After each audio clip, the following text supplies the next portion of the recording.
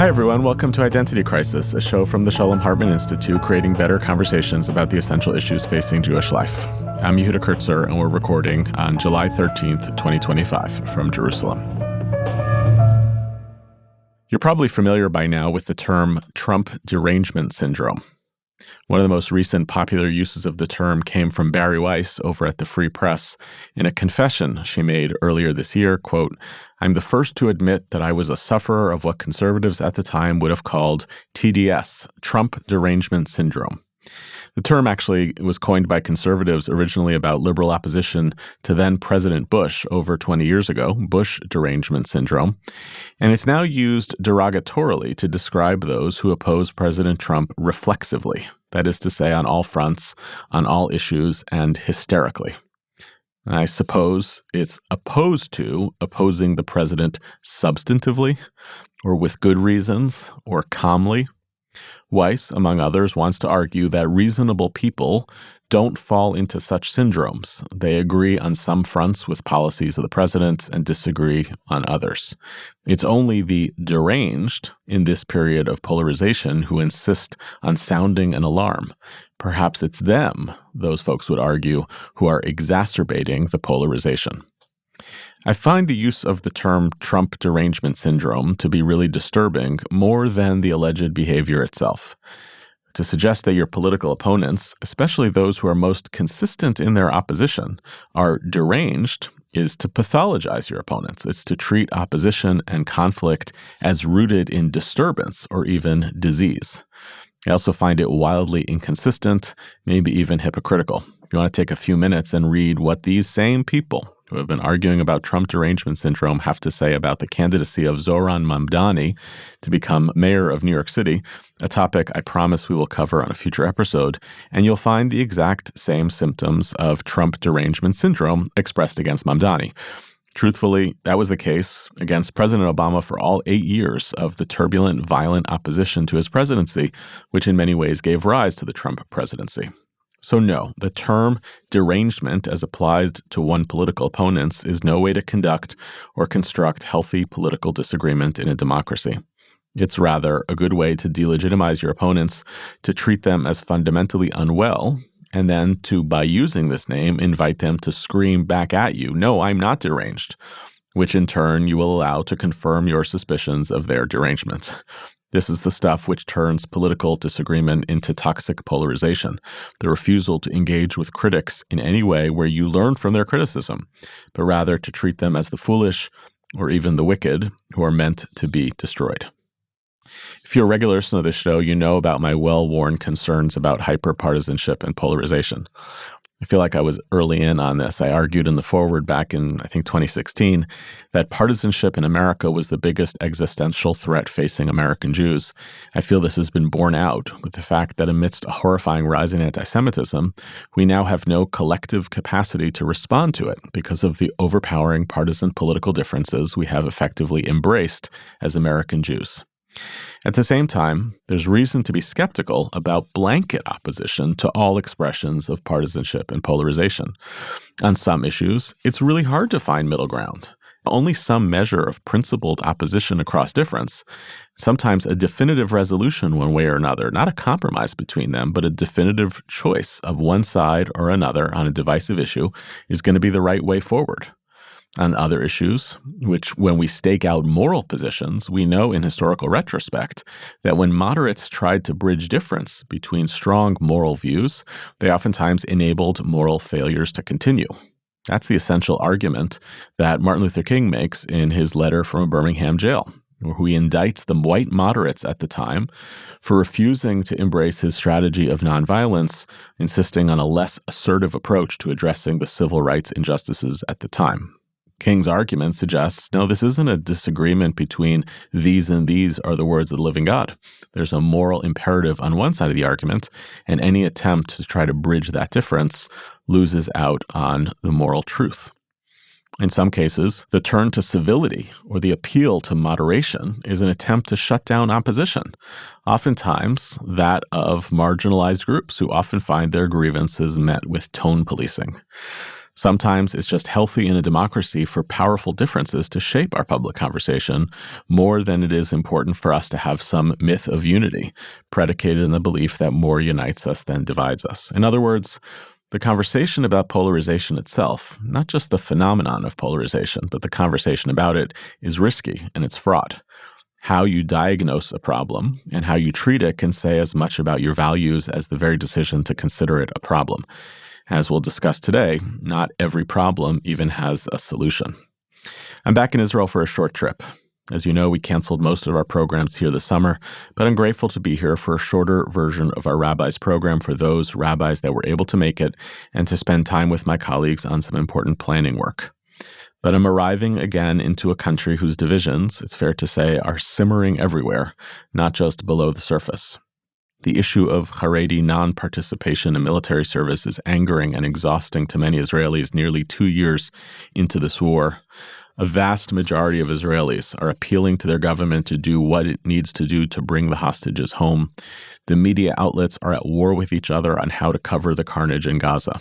The divisions in the society do not brook easy compromise, and as is the case in America, we do ourselves no favors by talking about these divisions either in pathologizing our opponents or making light of the substantive issues that are coming to the surface. There is only so much of "we are one, let's stand together" that a society that manages real difference can handle. So I'm joined to discuss all of this and what it means for rational and reasonable politics that demand of us a better way of thinking about dispute and disagreement and how we move past them by former Ambassador Daniel Taub, an Israeli diplomat, international lawyer, and writer of British origin, at least that's what it says on the Wikipedia page, I think you'll hear that, who served as Israel's ambassador to the United Kingdom from 2011 to 2015, also served as the director of strategy and planning at the Yan and Adiv Foundation in Jerusalem until 2021.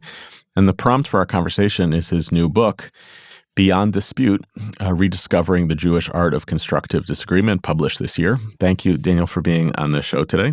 As you know, I have a soft spot for diplomats in my life. I recently interviewed my dad. I've interviewed Tal Becker. So you join a long, auspicious list of diplomats. That's a great group. It's a good group. I want to start with the state of debate here in Israel. Where is this? How do you see, you're talking about in your work, you worked as a diplomat, which is fundamentally about brooking difference, or at least finding ways to live with them. And you're writing about constructive disagreement as opposed to violent conflict. Where do you think this society is around its major debates? Where are the central anchors of debate and conflict in this society? And as we'll get to, which of them do you think are actually possible to resolve? So it's great to be with you, Yehuda. I have to say, I had doubts. My publisher here is a UK publisher, and I had slight doubts about pitching Israel or Jews as any kind of example in the world of constructive difference. I mean, you look at us, and we don't necessarily We don't necessarily seem to be a model at first sight. And actually, in the book, I quote Abraham Joshua Heschel, who's had this wonderful description of the Jewish people as a messenger who has forgotten his message. And in a sense, one of the points is that we are sitting on a sort of repository of insights that I think are fascinating. I think, one of the things that was so striking to me was to revisit our historic DNA, rabbinic DNA in relation to argument, and discover how many echoes it has of contemporary conflict management theory and social psychology. And the reason I suggest is that it arose against the background of a social crisis that was in many ways very similar to the social crisis that we're facing today. The causes may have been different. We're not talking about a destruction of a temple or an exile, but we are talking about loss of authoritative truth, loss of centers of social capital. We're talking about factionalization. We're talking about echo chambers and so on, and those sorts of echoes. And so maybe some of those responses are similar. I actually think that if you dig down into Israeli society, for all of that, there are some vestiges of that DNA that we need to draw strength from and amplify. And I think the most obvious one at the moment is actually kids who come back from serving in the front. And they go through a sort of dissonance. What is happening in this society? We have been in a tank together, religious, secular, right wing, left wing, and so on. And we have been able to have those conversations. And where are the tanks? Where are the foxholes in Israeli society that can enable us to have those? And as in many countries, as I'm sure in the United States, the loudest isn't necessarily representative of what is going on in the core of the core. And there are a couple of things that I pick up on in Israeli society. First of all, one of the foxholes that we have in Israeli society, and you'll have seen it on your visits here, are our miklatim, are our bomb shelters. And you will have conversations taking place within bomb shelters. People who are living in buildings together aren't chosen by their ideological criteria. And some of those conversations or those cooperations. But there's something else that I think you have to be sensitive to pick up on. And maybe I'm overstating it, but I draw strength from it. I've noticed that in conversations between people who don't know each other well, there's a slight pause at the start of the conversation. And I think that pause is a moment where somebody is thinking, I don't know if this person I'm speaking to is related to a hostage family. I don't know if they've got a kid on the front line. I don't know if they've been evacuated from the north or the south. And I think there's something holy in that pause, if you like, that there is a recognition that if I had a story that was similar to their story, maybe I would be entering into this conversation from a different place. Mm-hmm. So I think these conversations are rare. I think they are very often away from the public eye. But I think just generally, really good conversations are rare, actually. And that's why it's a call of our time to think about how we can identify them and amplify them. Yeah. So it's interesting. I asked you about the nodes of conflict, and you went to a much more optimistic representation, which is actually we can take for granted that there are serious nodes of conflict in the society, but we have windows of time when we're capable of actually seeing across difference and talking, which sounds a little bit like an optimistic view. If all we need to do is basically widen those windows or make them more accessible. And I'll give you an example that actually echoes with what you were talking about in the tank, which is, and I've heard this from a lot of people, that if you jump from the massive political upheaval of the year 2023 until October 7th around the judicial reform and people taken to the streets, that there was a narrative among returning soldiers who said, I just fought alongside the very people I was protesting against. I don't want to go back to those protests, right? That's a good example of when I actually spend time invested in something together with my political opponents, and sometimes that's at war, sometimes it's in a bomb shelter, sometimes it's just an interpersonal conversation, then I've humanized my opponent, right? Which is the core of what we're talking about. But I guess what I'm worried about is it doesn't mean that judicial reform went away. It doesn't mean that issues that really divide the society have gone away. And you may wind up in a weird dynamic where you've now humanized your opponents, but you've exacerbated the issues because you've lost the momentum and the anger that you need to actually start addressing them. I think that's absolutely right. First of all, just to add a little bit of nuance to the point that you made, I think, obviously not everybody is in the tanks. And one of the things that you see, for example, within the National Religious Camp, you see quite a lot of young people suddenly finding that they identify emotionally more with their secular comrades than they do, for example, with the ultra-Orthodox, who traditionally they might have felt more close to because they come from the world of Torah study. So unfortunately, it's not, there's not a simple abundance mentality here. Sometimes that sense of closeness comes at a cost. Comes at a cost. I think you're absolutely right, and you're right to focus on it in your opening remarks. Your dad will have told you, that in times of crisis, the speechwriters always tell you that what you need is a really good speech, and a good conversation is not an answer to every ill in society. There are fundamental inequities. There are fundamental power inequalities, and actually, not only is a conversation not an answer. Sometimes it can come across as a sort of plaster. Yeah. I've been involved in a number of dialogue groups with different tribes in Israeli society. And generally it is the elites, if you want to call them that, that feel that we only need to understand each other's narratives. Mm-hmm. And then you have the disadvantaged populations who are saying, well, you might feel better, but I'm still going back home to my disadvantaged environment, and we haven't moved forward.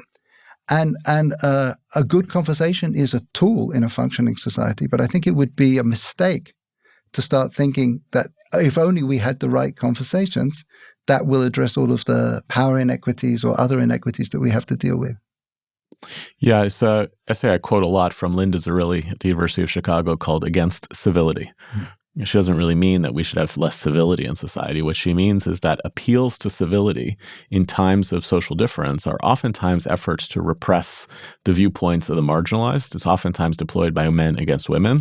And it correlates to something we know, which is if somebody's genuinely mad at you, if you say to them, calm down, good luck, right? They're not expressing their viewpoint with anger because they think that their anger is unjustified. It's not a question of tone. They're actually angry at you.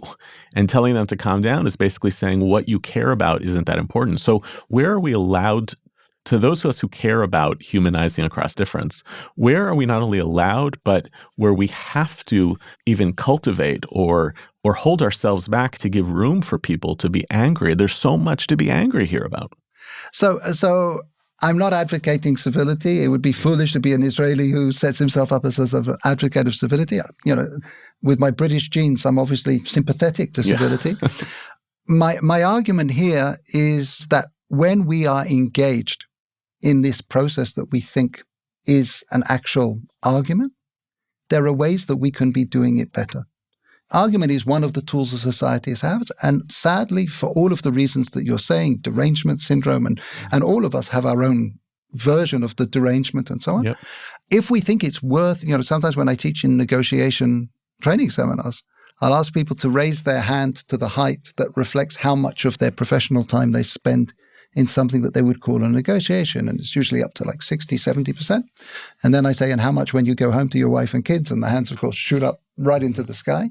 And then I'll ask, and this is the kicker, how much time have you spent thinking about how productive that is and how you could do it better? And that's the bit that's missing. And I think we have an actual toolkit. And the toolkit, and this is when we do difficult conversation labs, this is the thing that is so hard for people. It doesn't start by looking across the table. It starts by looking inwards. It starts by recognizing that, for example, maybe, and this sounds counterintuitive to people, but maybe it's because my identity is not sufficiently grounded, that I'm not able to actually fully take on board. Maybe I need to actually strengthen, have a more robust identity to explore that space between my identity and my positions. We tend to think our positions are a part of us, but if we could explore that little room for maneuver between us and our positions, that will make us, but that's something that needs to be cultivated. It's something that needs to be learned. And I think we miss. The other thing that I would say that I think is particularly important at the moment, this is not an argument to grant legitimacy to every other position, because quite clearly there are positions that fall outside the realm of legitimate debate. And there are a lot of people, particularly as you know very well, American colleges trying to figure out what the grounds for cancellation are and so on. And here I actually think the traditional Jewish approach, as I understand it, is quite helpful. The thrust of the tradition is very welcoming. It's about calling in and not calling out. The rabbis would say there's 70 faces to the Torah. But that, of course, doesn't mean that there can't be a 71st face of the Torah that shouldn't be listened to. And if you look through the Talmud and you try and find out what were the grounds for excluding somebody from the study hall, almost always it was not the content of their position. Almost always it was the fact that they didn't buy into the process of the debate. There actually wasn't a grounds on which you could continue that. And I find that a really helpful compass. To me, it suggests that if you are engaged in a painful social debate about vaccinations or about climate change, you should probably stretch your intellectual heart to hear things that are uncomfortable to you until the point that somebody indicates that there is no kind of scientific or other evidence that would persuade them to change your mind. Because in that case, again, something else that I'm sure your dad is familiar with, there's a saying amongst diplomats, you can change my opinion, but you can't change my instructions. If you find yourself up against somebody else's instructions, and they can be sort of tribal instructions, then you're probably best to invest your energies elsewhere. So I want to come back to the negotiation question in a second, because I think there is a certain different kind of intractability that's taken root in Israeli society around the possibility of peace. I want to return to that. I did find compelling in your book when you talked about the need to fortify one's own identity precisely to be the kind of person who can be in spaces of disagreement and negotiation. This was a big part of my experience growing up. I was in environments as a teenager that were very, very trying. Pluralistic Jewish environments, sometimes in non-Jewish environments where I had to kind of be a serious Jew in order to be able to figure out who I was. And I was aware of it at the time, of like, I need to figure out who I am in these spaces. Otherwise, you're in the wind, right? You say you're negotiating, but actually you're just lost, right? So I'm torn on that, I have to say. And I'd actually love to hear what you think about it, because in one way, Israel has an advantage, a structural advantage over, let's say, North America, but it's one I'm in very much two minds about. And that is, we have effectively at least 4 parallel independent school systems, which means that every child grows up to some great degree at the center of their own identity. And on the one hand, I think that is a source of strength, that people, in a sense, know who they are. And it's not just a source of strength. In a sense, it's a necessity for Israeli society, because Israel, of course, is the place where after 2,000 years, very, very different notions of what our survival mechanism should be came back and had to navigate in the same space and so on. On the other hand, that creates a sort of set of hermetic, echo chambers that in itself is a sort of problem. So, it's worse, actually. It's not just on the individual level. It becomes then the tribal sense of identity is not just like, okay, well, we're going to isolate against the other groups. It's actually each of them have a plausible narrative that they're going to win. And people tend to be less willing to negotiate with others when they think that they can win. So it's interesting. I would have framed it slightly differently, and maybe they both lead to the same place. But everybody sees themselves as the victim in this story. And it doesn't matter how powerful you are, your narrative actually plays to your grievance, as it were. I just want to say a reason, and just to dig down into a little bit about the importance of the robustness of identity. One of the things that brought it home to me, I was involved in the development of an online course, which is now actually being taught in pretty much all Israeli universities and colleges about the difference in Israeli society. And it's quite a technological course. So I was looking into different techniques for using tech in education. And one of the places I looked into was the Center for Educational Technology in Israel. And they have a series of courses where the kids, these are for school kids, have avatars. And the avatars go off into museums together and they explore and do projects together. And then they talked about the evaluation that they'd done on these programs. And they said, surprisingly, it has an advantage that they never expected. And the advantage was that it made it much easier for teachers to critique their students. Because it's one thing to say to your student, I saw you were not participating in that lesson. But the moment that you say to your student, I saw your avatar wasn't participating in that lesson, it actually is far less impinging and much more acceptable. And in a sense, I think that's the kind of model that we're aspiring for. I see it as being very Talmudic, because our avatars are the rabbinic positions on the page and we have the space and we can move around between them. But I think just generally to recognize, it's one of the things that we generally don't recognize, that our relationship with our positions is organic. There are times when we feel closer to our positions, and there's times when we actually, feel more distant from them, depending on who we've just spoken to. And I think that sadly, the forums in which we conduct our debates silence that very important space and don't allow us to focus on it. So let's dig a little bit deeper then into that dynamic between one's identity, one's positions, and the intractability of conflict. Post the Second Intifada, post the failure of Oslo, and the critique that is pretty widespread, it's a hard critique for me to live with personally, that the diplomats and the mediators who saw the bridgeability of these conflicts never took as seriously the depth of identity that would have held the Israelis and Palestinians from genuinely being able to cross difference. In fact, in your book, you give an example, which I've heard from multiple places, that when the negotiations would stop between Israelis and Palestinians, you said the Syrians wouldn't talk to you when you did those negotiations. Israelis and Palestinians, the minute they stopped the negotiations, they still smoked cigarettes together, drank coffee, talked about their families, which suggests that they were able to do something that their people were basically not capable of doing. What I've observed, not scientifically, is that over that 20-year period of time, the intensification of both Israeli and Palestinian identity has taken place. both countries, we started noticing, Stephanie and I, both societies, both societies have become more religious over that period of time. Both of them have become more insular. And as a result, that depth of identity has now made greater intractability. And when you add on the layer, and I think you're right, that the strongest expressions of identity are oftentimes rooted in grievance, right? The sense of being aggrieved by the other. It further disincentivizes your ability to say, listen, my viewpoints are just an avatar of my identity. What do you need to do? I mean, really, what do we need to do when we're talking about the depth of that kind of conflict rooted in deep identity and in grievance? It's not going to be read the Talmud. What do you have to do to help people to get to a place where they're willing to subordinate some of that instinct that says, by negotiating, I'm compromising my identity? What do you need to give them to get them to that other place? So, just to point out the obvious, that's a question about negotiation. It's not a question about a conversation necessarily, but it's a critical conversation for Israeli society. And as with conversations, not every conversation can be had at every moment.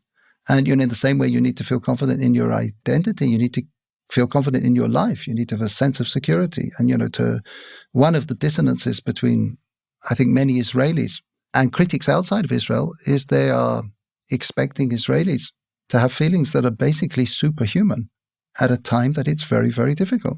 Not only because we're still on the receiving end of attacks, not only because our kids are still on the front line, but also because we are effectively still locked into October the 7th.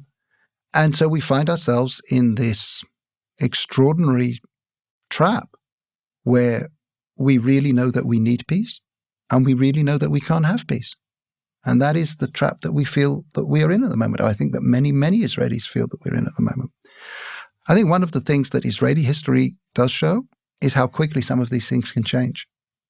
I mean, the example that everybody brings, but it's not the only example, is, Sadat coming to Jerusalem, and you are talking about a gaping wound of thousands killed and so on, and something changing dramatically in Israeli society. And by the way, I think it's worth pointing out, not just the Abraham Accords, but we tend to take for granted the peace with Egypt and the peace with Jordan, but the resilience of those peace treaties, during the Arab Spring and everything that's gone on since then, does sort of suggest that maybe it's much harder to reach peace than we would like, but maybe once you reach it, those peace agreements are much more resilient than you might fear. So I think to take it back to the negotiations, one of the points that I make in the book, and it's something that I take, I was very involved in our negotiations with the Palestinians and with the Syrians, as you mentioned. I had very little to do with our peace negotiations with the Egyptians and the Jordanians. My wife thinks that I am the world's expert in failed negotiations. Yeah. There's a long list. But, so I'm in good company there too. Yeah. But I point out that most classic books on negotiation theory point out that an international negotiation is really three negotiations in one. It's a negotiation between me and you across the table. And then on each side of the table, I'm sitting here, the person from the Ministry of Finance next to me wants to know how much it's going to cost. The guy from the Ministry of Defense wants to know what he's going to do to the security balance and so on. So that's a negotiation along the table. And then at a certain stage, if you make progress, you actually have to sell this deal to the people that sent you. And that's the negotiation behind the table. So across, along, behind. And I suppose my personal takeaway from the negotiation room is that there is a fourth dynamic, which takes place inside each of the negotiators. And that's a negotiation between the past and the future, between the grandparents and the grandchildren. And in a sense, the goal of the negotiators on both sides is to make those voices of the grandchildren as compelling as possible. But I think if I was to try and find a connection to the approach that I'm trying to suggest and that challenge, I think that to the extent you can root this engagement with the other side in something that is authentic element of your tribal family tradition, it makes you feel like you're not being a traitor. You're actually channeling something that's authentic. That, by the way, is one of the reasons why I was involved in a track of peace negotiations called the Culture of Peace Negotiations. And we brought in legal experts and media experts and educational experts and so on. And I said, where are our religious leaders? Mm-hmm. And actually, that was one of the few things that the Israelis, the Palestinians, and the American mediators all agreed. If you open the door to the right kind of religious leaders, you'll end up letting in the wrong kind of religious leaders. And I was saying, look, it's in the room already. Yeah. So I think that's one of the things that, by the way, has changed for the better. Yeah. I think if you look at the spectrum of people that are concerned about these issues and reaching out to them, and I know you're involved in some of these projects, I also have some involvement, you have people who find that those tribal imperatives are pushing them together and not necessarily driving them apart. I think what's always troubled me about the Sadat coming to Jerusalem example is that, first of all, I think it has left an image in the Israelis' minds of like they will come around. And when they do the courageous thing, because that was a courageous thing more for Sadat than it was for Israel. We don't tell the story of after having this horrific war in 1973, which Israel arguably wins, but really it just avoids losing. Then Begin gets on the plane and flies to Cairo. That's not the story. That Sadat comes to Jerusalem. And as a result, one problem with that is that I wonder whether it's still in the Israeli mindset of when the Palestinians come to their senses and they come to us and say, we're done, then we're willing to do this. And that's impossible. But the larger issue is not really just about Israelis and Palestinians. It's about how do you construct, either in the negotiation framework or just in the human conversational context, how do you make possible the kind of vulnerability that happens with a true human encounter across difference when there are intractable power differences between the two parties? The reason we like the stories in the Talmud so much is because we don't know about the power dynamics between them. And in fact, when we have Talmudic stories where there are power differentials, they're awful. Rabban Gamliel banishes Rabbi Joshua from the study house and becomes ashamed for it, right? Those are the bad stories of the rabbinic tradition, and they're all there. We don't talk about them as much. But how do you actually get past that power dynamic to do the kind of humanization across difference that you're talking about? So maybe I'll start by saying that it doesn't bother me that we're selective about what we take from our tradition, because I think sometimes that selection shows your direction of travel. You know, when I was in London, the British Prime Minister and a lot of other officials made a big deal about celebrating the Balfour Declaration. And as you can imagine, I had a number of people in the pro-Israel community saying, why are you allowing them to get away with this? Don't you remember the White Paper? Don't you remember other things that Britain did over the years? I said, look, if they have chosen to write their history, that is the important value, I'm very happy to go ahead with that. And I think, as we said before, this is not a solution to redressing power struggles, which need to be redressed in their way. Hopefully a good conversation can help people get on side and develop good strategies. But it is interesting to see how Jewish tradition maybe retroactively tries to empower the quieter voices, the smaller voices, the unheard voices against there's an interesting thing. I talk quite a lot about how the importance of storytelling in good conversations, but also if you think about the relationship between halakha and agadah, law and the less legal parts of the Jewish tradition, one is sometimes a critical commentary on the other. So, for example, according to Jewish law, the oldest will take a double helping and be the leader. It's hard to find an example in Jewish tradition where it was the oldest that actually took over the reins. You know, there are all sorts of things like that. I think the problem is not so much that we are incapable of hearing voices of the other side. I think the problem is largely that we don't have channels in which those voices get heard. I have to say the books had some very nice feedback, but the thing that was most moving to me was somebody sent me a screenshot of a Palestinian blogger's Instagram post where he took a couple of pages of the book that spoke to him. And there's something that's deeply, I think there's another thing that's also helpful here, which is I have a suspicion it's something that you do probably consciously on this podcast, which is if you're having a conversation with somebody that you disagree with, there are fairly well-trodden tracks that you can have that conversation, and then it's not going to be a particular value. So you have to work out quite hard, where is the potential for value? Where can you actually steer this to, where there's a potential for a learning conversation, a growth? Of all of the Track 2 projects that I was involved in, the one that led to the deepest relationships with people on the other side was one that said we are not going to focus on the substance of the permanent status issues. We're going to focus on process issues, because actually there we can find ourselves on the same side of the table. And that doesn't mean we're not going to be discussing heavy duty issues at the coffee breaks and so on. And I found that there's an interesting piece of research in the States that suggests that political discussions on sports channels are more productive than political discussions on political channels. I don't know whether sports discussions on political channels are more effective and so on, but it makes sense to me. It makes sense that if we can slightly sidestep or slightly put to one side those tough deal breaker issues, then we can find the room for progress and maneuver. Yeah, you referenced the podcast, and I'll say, we're doing this for 5 years now. We started during the pandemic, during the lockdown, and we changed the tagline just this past year to make it about creating better conversations. And there is precisely that dynamic taking place of, I really want to talk to my guests as we're talking now. This is like a little bit of removing the fourth wall, right?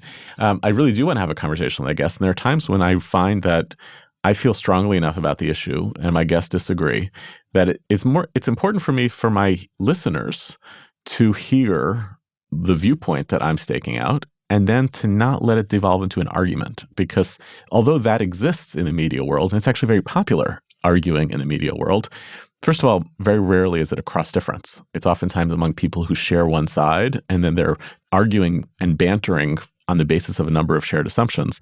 But at a certain point, it's not that useful to be arguing. Just to clarify this, sometimes I actually find, and this is something you see in Israeli media, if you're having a panel, you need to have a representative for each of the tribes, and it pretty much locks in each representative into what it is they're going to have to say. Yeah. But I was at a conference not long ago where they did something slightly different, and they actually had each panel as an intra-tribal panel. And all of a sudden, to hear people debating the differences of opinion within the Arab sector, within the ultra-Orthodox sector, and so on, there was something that was incredibly, first of all, I mean, I used to, as a kid, I used to edit for novelists. And I remember one detective novel writer giving me a trick that he used in writing his novels. He says, look, if I have a secondary character and I want to make them more interesting to the reader, the trick is you have to give them a dilemma. Right. And then all of a sudden somebody gets drawn in. And I think if you can do that within sectors that you tend to regard as monolithic, that is one way of drawing people in. One piece of work we did for a number of years, which we've temporarily discontinued, I hope we'll come back to it, is we ran an international theology conference for a long time where we had an equal number of Jewish, Christian, and Muslim theologians who'd come together for about a week. And part of the pioneering piece of this work, which David Hartman really introduced, was he basically introduced Kavuta methodology to these encounters, where it wasn't position papers, it was let me bring sources from my tradition. We'd pick the same topic. So here's Christian sources, Muslim sources, Jewish sources, led by a scholar from that tradition, and brought the Kavuta method in. It was very life-changing for a lot of, especially the non-Jewish participants. But my colleague, Peter Pettit, who's a professor at Muhlenberg and a wonderful scholar, a friend of the Institute, he led this effort to do what he called kind of the inner circle and the outer circle, where if it was Jewish sources being presented, the first respondents in the plenary would be Jews. And because A, you wanted to eliminate the monolithic sense. We all stand together in this reading of the text. And B, you wanted them to be able to get what they needed to say out before it became open for discussion by people of other faiths, where you could never fully tell whether they were asking questions rooted in curiosity or criticism. And I found that was such an interesting methodology for getting out what we're talking about, because not every encounter across difference can operate with the same kind of epistemological humility, openness to the others. We carry so much that's loaded here. So to give people permission to hold that which is loaded makes possible really different conversations. So there's so much that's in there. There's a beautiful phrase that Jonathan Sachs uses, which resonates very much with Jews outside Israel and in a different way with Jews inside Israel. He talks about cultural bilingualism, how we have to speak the language of our culture and then we need to speak our broader societal language, and how the tension between the two, in a sense, is a constructive tension. I think that's a brilliant methodological thing. I think it's a very Jewish methodological thing. I mean, the thing that my Christian friends have a hard time with, is that the Bible that if it falls to the floor, we pick up and kiss, that I was given as a 5-year-old, has the text of the Bible, and around it is just people shouting at each other.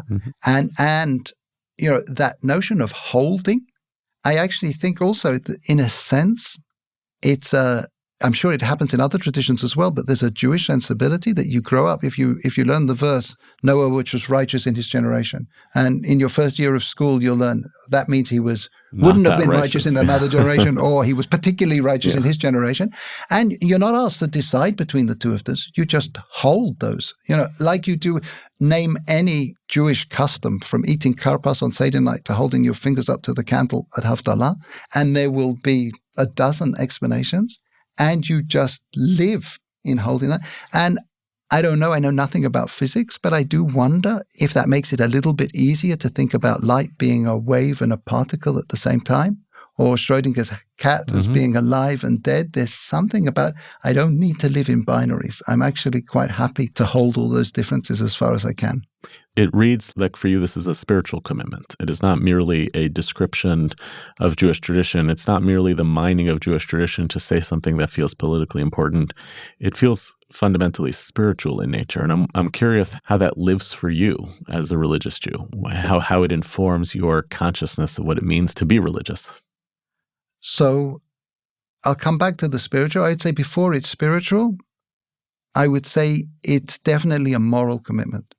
And I think that one of the things that characterizes the Jewish approach to argument is that it's not simply an intellectual exercise, it's a moral exercise.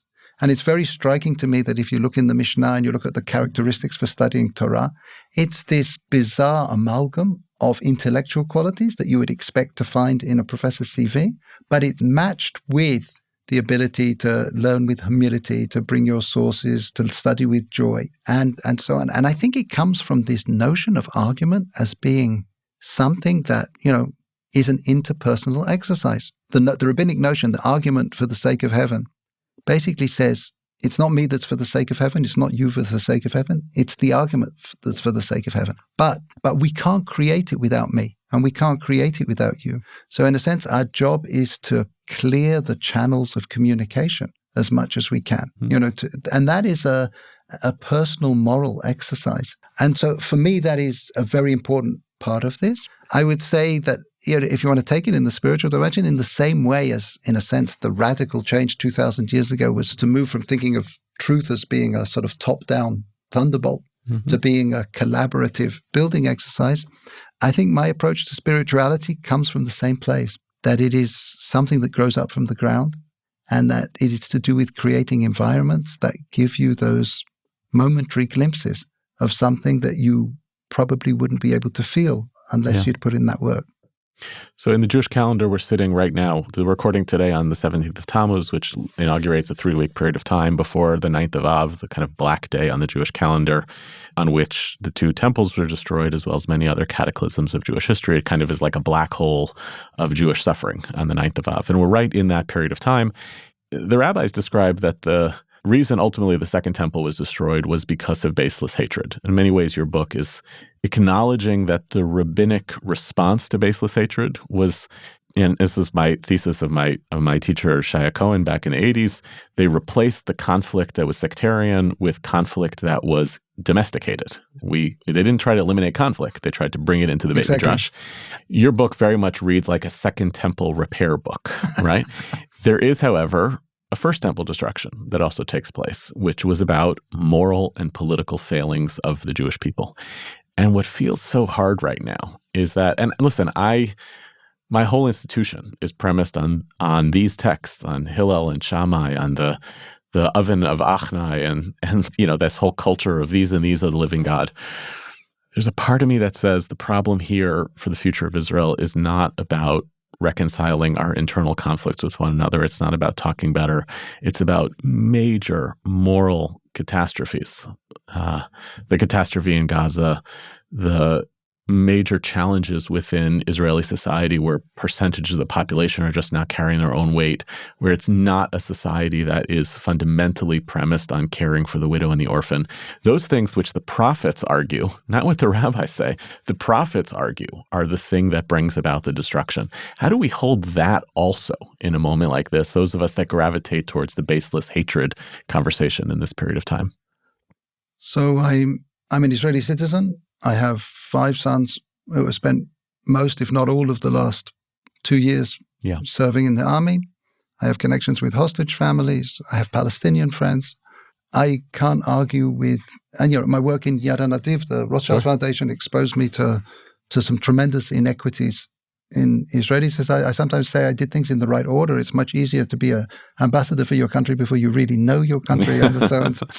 And so all of those things I feel deeply. As you can imagine, in other parts of my life, there are projects or issues that exercise me a lot and trouble me.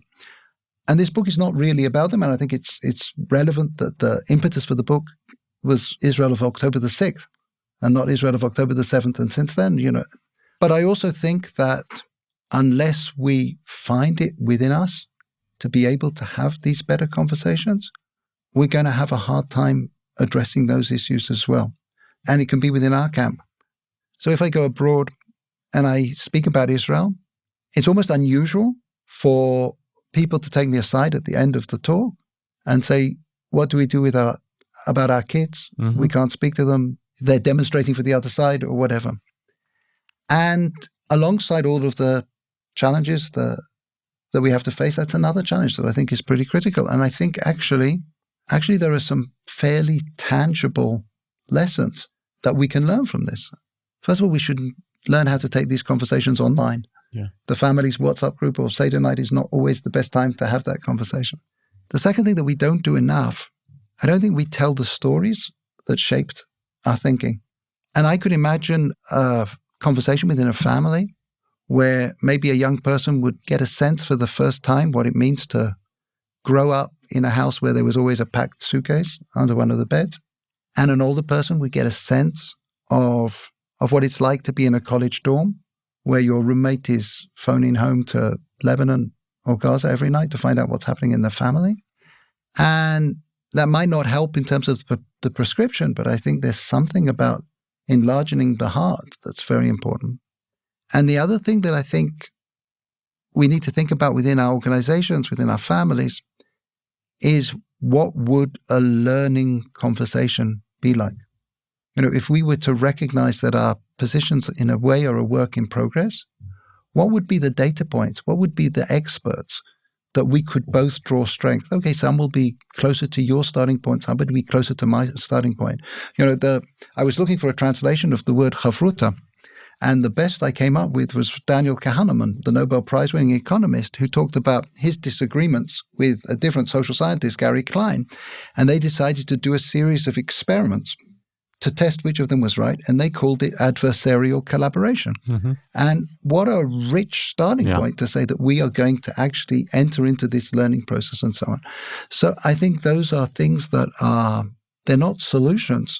They're not going to bring about the correct answer, but it's going to be very difficult to get there unless we improve that quality of conversation as well. Yeah, I mean, I'll ask you one last question, but that's where my cards are, which is when we talk about this kind of humanizing conversation and the bridging difference, adversarial collaboration, all of those things as an antidote for some of our societal problems, it's going to run aground or be treated as an extracurricular activity when it's not brought into conversation with addressing societal injustice. It will always look to those who are focused on injustice as being the sideshow. But if we can find a way to kind of create that theory that our capacity at building the muscle of adversarial collaboration is precisely the means by which we're going to be able to address injustices, then you not only have a better chance of addressing those injustices eventually, but you have a better chance of building a bigger channel of people who are committed to that project. So I'll end with this. One programmatic idea or activity that you want to see happen, that if you could snap your fingers and brought, the kind of resources to the table or something you want specifically for Jewish organizations to do on the basis of the theory that you're advancing or for the state of Israel to do, what would it be? So I'm going to be very Jewish and suggest 3 because it's really hard to, and that's being selective. First of all, I think there's a lot that we could do in the way that we conduct our institutional, our organizational conversations. And the first thing I would suggest is that we should be a little bit more Mishnaic in keeping track of the opinions that we disagree with. There's something, again, I just quoted Kahneman, and he advises, Fortune 500 companies to keep decision journals. He says you've got wise people around the room, and, at the end of the day, the only thing you remember is the bottom line. But there are opinions, there are thoughts. They might not be valuable today, but they'll be valuable tomorrow. And I think it sends an important message that there is space for all of these, and in the chronological imagination, there can maybe be.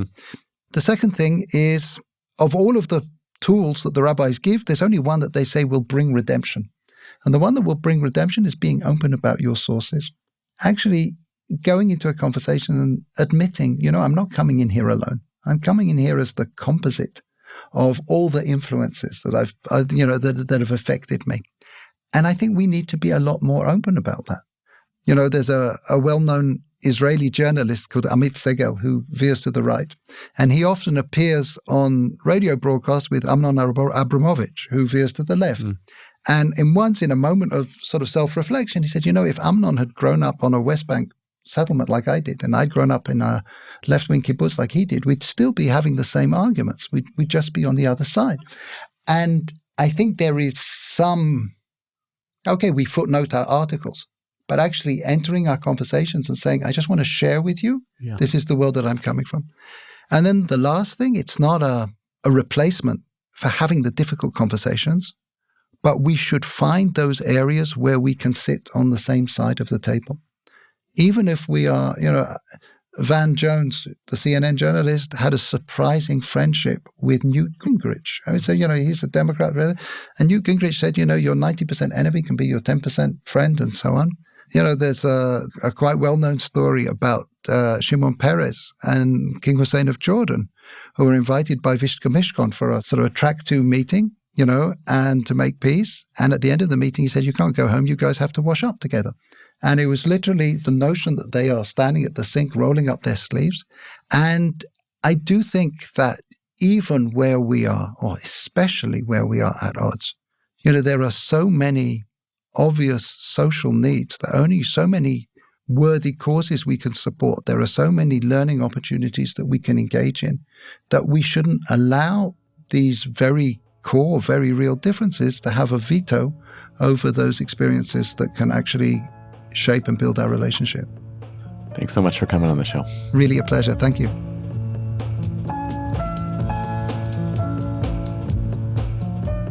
Here's some other things that are happening at the Shalom Hartman Institute this week. After needing to cancel much of our summer programming in Jerusalem, we're thrilled that this week, nearly 100 rabbis and educators from North America will be gathering on our campus in Jerusalem for 4 days of intensive learning. The Hartman Summer Seminar will be a space for these leaders to come together, learn, and reflect on the current moment. With sessions taught by leading Hartman faculty, including Daniel Hartman, Yehuda Kurtzer, Ilana Stein-Hain, Tal Becker, and more. We'll be sharing clips and highlights from this program, so make sure you follow us on social medias and subscribe to our email newsletter to get the latest ideas from the baby Drosh. Last week, we hit a milestone at the Hartman Institute. A new podcast episode dropped every day of the week. Make sure to check out our newest podcast, Future Tense, a new special series of texting, IRL, with Ilana Stein-Hain, and, as always, our flagship podcast, For Heaven's Sake, with Daniel Hartman and Yossi Klein Halevi. Thanks for listening to our show, and special thanks to our guest this week, Daniel Taub. Identity Crisis is produced by me, Tessa Zitter, and our executive producer is Maytal Friedman. This episode was produced with assistance from Annie Beyer-Chaffetz, researched by Gabrielle Feinstone, and edited by Gareth Hobbs at Silver Sound NYC, with music provided by So Called. Transcripts of our show are now available on our website, typically a week after an episode airs. We're always looking for ideas for what we should cover in future episodes, so if you have a topic you'd like to hear about, or if you have comments about this episode, please write to us at identitycrisis@shalomhartman.org. For more ideas from the Shalom Hartman Institute about what's unfolding right now, sign up for our newsletter in the show notes and subscribe to this podcast everywhere podcasts are available. See you next time, and thanks for listening.